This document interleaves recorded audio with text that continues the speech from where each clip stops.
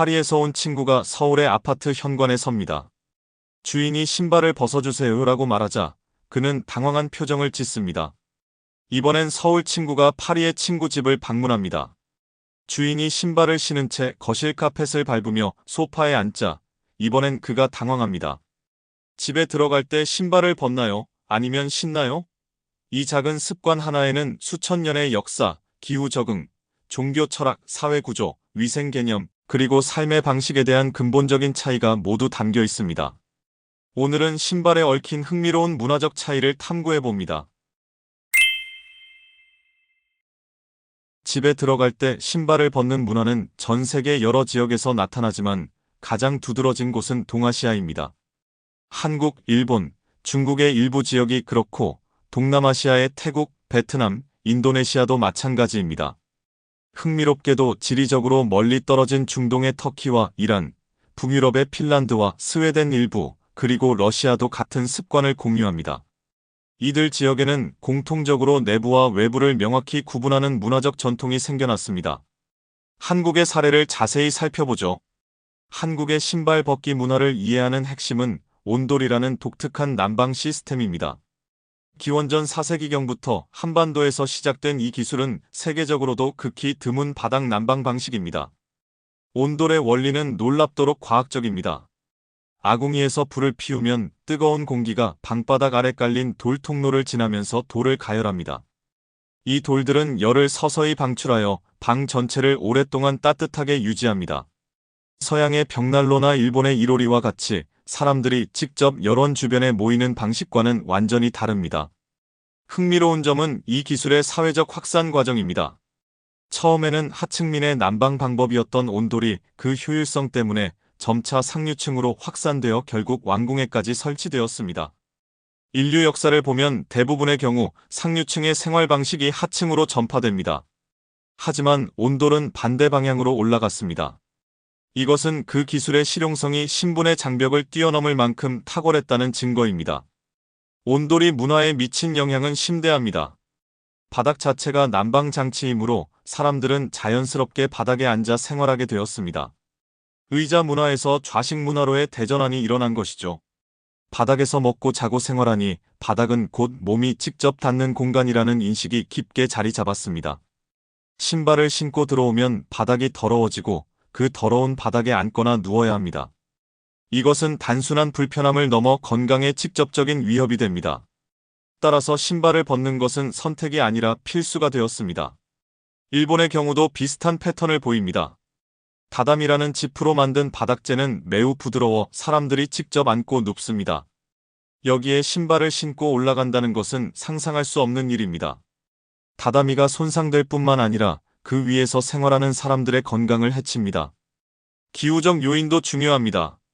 한국과 일본은 사계절이 뚜렷하고 여름에는 비가, 겨울에는 눈이 자주 내립니다. 장마철에 밖을 돌아다니면 신발은 금세 진흙투성이가 됩니다. 겨울엔 눈과 얼음이 달라붙은 신발을 그대로 실내로 가져오면 집 안이 순식간에 오염됩니다. 그래서 탄생한 것이 현관이라는 독특한 공간입니다. 이곳은 밖과 안의 경계이며 물리적으로도 상징적으로도 세상과 집을 나누는 신성한 문턱입니다. 일본 가옥의 현관은 특히 흥미롭습니다. 일본 바닥보다 한 단 낮게 설계되어 명확한 경계를 만듭니다. 이 턱을 넘어서는 순간 당신은 외부 세계를 벗어나 내밀한 사적 공간으로 들어가는 것입니다. 신발을 벗는 행위는 단순한 위생 습관이 아니라 세속에서 가정으로 전환하는 의례적 행위가 됩니다. 불교 문화권에서 이 행위는 더욱 깊은 의미를 갖습니다. 절에 들어갈 때 신발을 벗는 이유는 더러운 세속의 먼지를 신발과 함께 두고 간다는 상징적 의미 때문입니다. 신발은 땅을 밟고 땅은 온갖 불결한 것들과 접촉합니다. 따라서 신발은 세속적 오염의 상징이 되었습니다. 불교 경전에는 깨끗한 마음으로 도량에 들어가라는 가르침이 있습니다. 이 깨끗함은 단순히 물리적 청결을 넘어 영적 순수함을 의미합니다. 이런 종교적 관습이 점차 가정으로 확장되면서 집도 하나의 작은 성소라는 관념이 발전했습니다. 중동의 이슬람 문화권도 비슷한 전통을 갖고 있습니다. 모스크에 들어가기 전 신발을 벗는 것은 필수이며 많은 가정에서도 같은 규칙을 따릅니다. 이것은 부분적으로 종교적 이유이지만 사막 기후에서 신발에 묻은 모래와 먼지를 실내로 가져오지 않으려는 실용적 이유도 있습니다. 북유럽의 스칸디나비아 국가들, 특히 핀란드와 스웨덴도 신발을 벗는 문화를 갖고 있습니다. 이들 지역은 겨울이 길고 눈이 많이 내립니다. 젖은 신발을 신고 들어가면 바닥이 흠뻑 젖고 나무 바닥이 손상됩니다. 게다가 이들 문화는 집의 아늑함을 매우 중시하는데 맨발이나 두꺼운 양말을 신고 따뜻한 실내에서 휴식하는 것이 그 핵심입니다.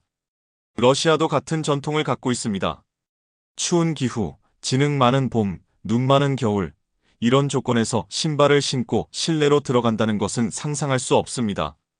대신 타프키라는 실내화를 신는 문화가 발달했습니다. 반면 북미, 남미, 서유럽 대부분 지역에서는 신발을 신은 채 집 안으로 들어가는 것이 일반적입니다. 여기에는 수백 년에 걸쳐 형성된 나름의 합리적 이유가 있습니다. 역사적 맥락을 이해하려면 유럽 귀족 문화를 들여다봐야 합니다. 프랑스의 태양왕 루이 14세의 베르사유 궁전을 살펴보죠. 이곳은 17, 18세기 유럽 문화의 정점이었고 다른 나라 귀족들이 모방하려 했던 모델이었습니다. 루이 14세는 침실에서 일어나는 순간부터 철저히 계획된 의례로 하루를 시작했습니다. 르베라 불리는 이 의식에서 가장 중요한 순간 중 하나는 왕이 신발을 신을 때였습니다. 놀랍게도 왕에게 신발을 신겨드리는 것은 하인이 아니라 고위 귀족의 특권이었습니다. 신발을 신기는 행위조차 신분의 서열을 나타내는 의식이었던 것입니다. 루이 14세 자신은 12cm 높이의 빨간 하이힐을 즐겨 신었습니다. 키 156cm의 작은 체구를 가진 그는 높은 구두로 위엄을 더했고 빨간색은 오직 왕족만 신을 수 있는 색이었습니다. 신발은 단순한 보호구가 아니라 권력의 상징이었습니다. 베르사유 궁전은 유럽 최대의 건축물로 1400개의 분수, 357개의 거울로 장식된 거울의 방 그리고 약 5,000명의 귀족과 2만 명의 하인이 생활하는 거대한 도시였습니다. 그러나 이 화려함 뒤에는 충격적인 진실이 숨어 있었습니다. 놀랍게도 베르사유 궁전에는 공식적인 화장실이 없었습니다. 사람들은 이동식 변기를 사용하거나 커튼 뒤에서 심지어 복도 구석에서 볼일을 봤습니다. 여성들은 넓은 드레스로 가리고 해결했죠. 하인들이 열심히 배설물을 치웠지만 악취는 막을 수 없었고 그래서 프랑스의 향수 산업이 발달했습니다. 당시 60cm 높이의 쇼핀이라는 남학신 하이힐이 유행한 이유도 여기에 있습니다. 바닥의 오물을 피하기 위함이었습니다. 역설적이게도 세계에서 가장 화려한 궁전은 동시에 가장 더러운 곳이기도 했습니다. 이런 환경에서 바닥은 어차피 더러운 것이라는 인식이 깊게 자리 잡았습니다. 신발을 벗는다는 생각은 애초에 할 수 없었던 것입니다. 오히려 신발은 더러운 바닥으로부터 발을 보호하는 필수품이었습니다. 19세기 후반 현대적 하수시설이 도입되기 전까지 중세 유럽 도시들의 거리는 악명 높게 더러웠습니다. 파리 사람들은 창문에서 오물을 거리로 버렸고 거리에는 배설물과 쓰레기가 널려 있었습니다. 당시 지배적인 의학 이론은 미아즈마, 즉 나쁜 공기가 질병을 일으킨다고 믿었습니다. 따라서 표면 오염보다 공기의 질에 초점을 맞췄습니다. 결과적으로 바닥은 어차피 더러운 것이라는 인식이 더욱 강화되었습니다. 대신 손을 씻고 음식을 깨끗이 하고 환기를 자주 하는 데 집중했습니다. 건축 구조도 중요한 역할을 했습니다. 중세 유럽의 주택은 차갑고 습한 기후를 견디기 위해 돌이나 목재로 지어졌습니다. 바닥은 단단한 돌이나 나무였고 무엇보다 중요한 것은 대부분의 생활이 의자 위에서 이루어졌다는 점입니다. 사람들은 의자에 앉아 식사하고 높은 침대에서 잤습니다. 바닥은 단순히 이동을 위한 통로일 뿐 몸이 직접 닿는 공간이 아니었습니다. 몸이 바닥과 떨어져 있을 때 바닥의 청결도는 상대적으로 덜 중요할 수밖에 없습니다.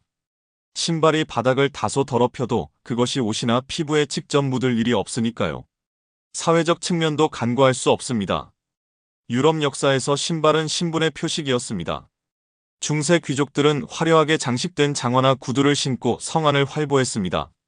14세기에 유행한 뾰족하고 긴 플랜이라는 구두는 길이로 신분을 나타냈는데 왕족과 고위 귀족은 발보다 30cm 이상 긴 신발을 신을 수 있었지만 평민은 15cm 이하만 허용되었습니다.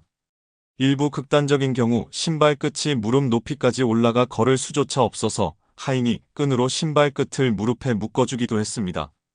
이것은 나는 일할 필요가 없는 귀족이다라는 선언이었습니다.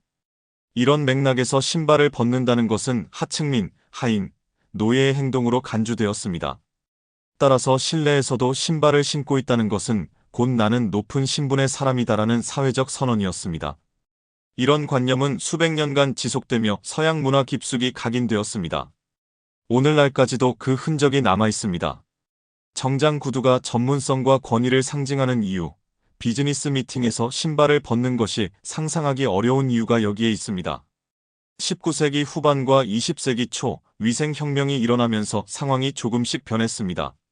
루이 파스테르의 세균 이론, 존 스노우의 콜레라 연구, 플로렌스 나이팅게일의 간호개혁, 이런 발전들이 깨끗함에 대한 새로운 이해를 가져왔습니다. 하지만 신발 문화는 쉽게 바뀌지 않았습니다. 수백 년간 형성된 습관과 인식은 과학적 증거만으로 변하지 않습니다. 게다가 카펫과 진공청소기의 발명이 새로운 해결책을 제공했습니다. 신발을 벗지 않아도 정기적으로 청소하면 된다는 사고방식이 가능해진 것이죠. 문화적 차이를 떠나 현대과학은 신발의 위생 문제에 대해 명확한 답을 내놓고 있습니다. 미국 애리조나 대학교의 찰스 거버 미생물학 교수팀이 2008년 수행한 연구는 충격적인 결과를 보여주었습니다. 연구진은 10명의 참가자에게 새 신발을 2주간 착용하게 한 후 신발 밑창과 내부를 분석했습니다. 그 결과 평균적으로 신발 한 켤레의 겉면에는 대장균, 폐렴간균, 호흡기와 상처 감염을 일으키는 세라티아 등의 병원균을 포함하여 약 42만 1천 개의 박테리아가 검출되었습니다. 더욱 놀라운 것은 전이율입니다. 연구진이 오염된 신발로 깨끗한 타일을 밟게 한 결과 90에서 99%의 박테리아가 즉시 바닥으로 전이되었습니다. 즉 신발을 신고 집 안을 한번 걸어다니면 집 전체가 오염되는 것입니다. 이 박테리아들은 단단한 표면에서 며칠에서 몇 주까지 생존할 수 있습니다. 특히 클로스트리디움 디피실은 포자 형태로 수개월간 생존하며 열과 산 많은 항생제와 소독제의 저항력이 있습니다. 미국에서만 연간 약 50만 건의 감염이 발생하고 약 1만 5천 명이 사망합니다. 바닥에서 기어다니는 영유아가 있는 가정에서는 위험이 더 큽니다. 아이들은 바닥에 손을 대고 그 손을 입에 넣습니다. 신발로 옮겨진 박테리아가 아이의 입으로 직접 들어가는 경로가 만들어지는 것이죠. 이런 과학적 증거로 인해 흥미로운 변화가 일어나고 있습니다. 최근 미국과 캐나다에서 집안에서는 신발을 벗자는 의식이 확산되고 있는 것입니다. 특히 코로나19 팬데믹 이후 표면 오염에 대한 인식이 높아지면서 많은 가정이 신발 벗기를 실천하기 시작했습니다. 여론조사 기관 유거부의 2018년 조사에 따르면 미국인의 약 87%가 집에서 신발을 벗는다고 응답했습니다. 이것은 10년 전과 비교하면 큰 변화입니다. 한때 이상한 아시아 관습으로 여겨졌던 것이 이제는 과학적으로 합리적인 위생 습관으로 재평가되고 있는 것입니다. 이제 신발을 벗고 바닥을 중심으로 생활하게 만든 한국의 온돌이 어떻게 현대 바닥 난방의 기초가 되었는지에 대한 흥미로운 이야기에 대해 알아봅니다. 온돌은 국경을 넘어 예상치 못한 경로로 진화하고 확산되었는데 여기에는 비극적인 역사도 얽혀 있습니다. 1916년 세계적인 건축가 프랭크 로이드 라이트는 일본 제국 호텔 설계를 위해 도쿄를 방문했습니다. 당시 그는 미국에서 가족이 참변을 당한 직후여서 큰 상심에 빠져 있었습니다. 추운 겨울 라이트는 일본의 거부, 오쿠라 키아치로의 집에 머물게 되었습니다. 오쿠라는 한국에서 사업으로 막대한 부를 축적하고 한국 문화재를 수집한 인물이었습니다. 그는 1915년 경복궁의 전각 중 하나인 자선당을 뜯어내 자신의 도쿄 저택에 재조립했습니다. 라이트가 오쿠라의 집에 도착한 날은 매서운 추위가 몰아치는 겨울이었습니다. 다다미 방에서 회의를 하던 라이트는 난방 장치도 보이지 않는데 은은하게 따뜻한 바닥의 열기를 느꼈습니다. 이것이 바로 한국에서 가져온 자선당의 온돌방이었습니다. 거추장스러운 난방 장치 없이 바닥으로부터 더워지는 이 방식에 라이트는 깊은 감명을 받았습니다. 그는 이것을 단순히 설비의 문제가 아닌 실내 공간의 기후를 창조하는 일로 여겼고 자서전에 이 경험을 기록했습니다. 1936년 미국으로 돌아간 라이트는 위스콘신주 메디슨의 젊은 저널리스트 허버트 제이콥스를 만났습니다. 한국 난방법에 대해 들어본 적이 있어? 주택에 이런 난방법을 시도한 최초의 미국인이 되고 싶지 않소? 라이트의 설득으로 제이콥스는 동의했고, 라이트는 온수를 순환시키는 철제 파이프를 콘크리트 바닥 아래에 설치하는 혁신적인 방법을 고안했습니다. 그는 이것을 중력열이라 불렀습니다. 1937년 완공된 제이콥스 주택은 인류 최초의 현대식 바닥난방 주택이 되었고 2019년 유네스코 세계문화유산으로 등재되었습니다. 라이트의 바닥난방 기술은 이후 유럽 전역으로 확산되었고 1980년 유럽 최초의 바닥난방 시공 표준안이 개발되었습니다. 아이러니하게도 일제강점기에 약탈당한 한국 문화재가 결과적으로 한국의 온돌 기술을 세계에 알리는 계기가 되었습니다. 자선당은 1923년 관동대 지진 때 소실되었고 기단만 남아있다가 1996년에야 주춧돌이 한국으로 반환되었습니다. 지금 우리가 전 세계에서 사용하는 보일러 온수 난방은 2000년 한국 온돌의 원리에 20세기 미국 건축가의 혁신이 더해진 결과물입니다. 흥미롭게도 현관이라는 공간의 존재 여부와 디자인이 그 문화의 주거 철학과 세계관을 고스란히 드러냅니다. 동아시아, 북유럽, 중동의 현관은 뚜렷한 구조를 가집니다. 단순한 문이 아니라 별도의 공간입니다. 신발장이 있고 종종 바닥 높이가 다르며 실내와 명확히 구분됩니다. 이 공간은 세상과 집을 나누는 정화의 문턱입니다. 이들 문화권에서 사람들은 신발을 벗어야 비로소 집에 들어온 것 같다고 느낍니다. 신발을 벗는 행위 자체가 심리적 전환의 신호인 것이죠. 이제 나는 외부에서의 긴장을 내려놓고 나만의 안식처에 들어왔다는 무의식적 의뢰입니다. 반면 북미와 서유럽의 많은 가정에서 현관은 종종 최소화되어 있습니다. 문이 열리면 바로 거실이나 복도로 이어집니다. 명확한 전환 공간이 없는 것이죠. 이는 집을 사회생활의 연장선으로 보는 관점을 반영합니다. 이들 문화권에서 사람들은 신발을 신은 채로도 충분히 집 안이라고 생각합니다. 집은 외부 세계와 단절된 성역이 아니라 세상과 연결된 생활 공간입니다. 친구가 갑자기 방문해도 택배 기사가 와도 신발을 신은 채로 편하게 응대할 수 있는 개방성을 중시합니다. 흥미롭게도 현대에는 혼합 형태가 나타나고 있습니다. 북미의 많은 가정, 특히 아시아계 이민자와 어린 자녀가 있는 가정은 신발을 벗는 규칙을 채택했습니다. 현관에 신발장을 설치하고 손님용 슬리퍼를 준비합니다. 유거부 조사에 따르면 미국인의 87%, 캐나다인의 86%가 이제 집에서 신발을 벗는다고 합니다. 동아시아에서는 프리미엄 바닥재와 실내화 문화가 발달하면서 신발은 벗되 실내화는 신는 절충형 스타일이 인기를 얻고 있습니다. 특히 젊은 세대는 서양식 인테리어와 가구를 선호하면서도 신발은 여전히 벗습니다.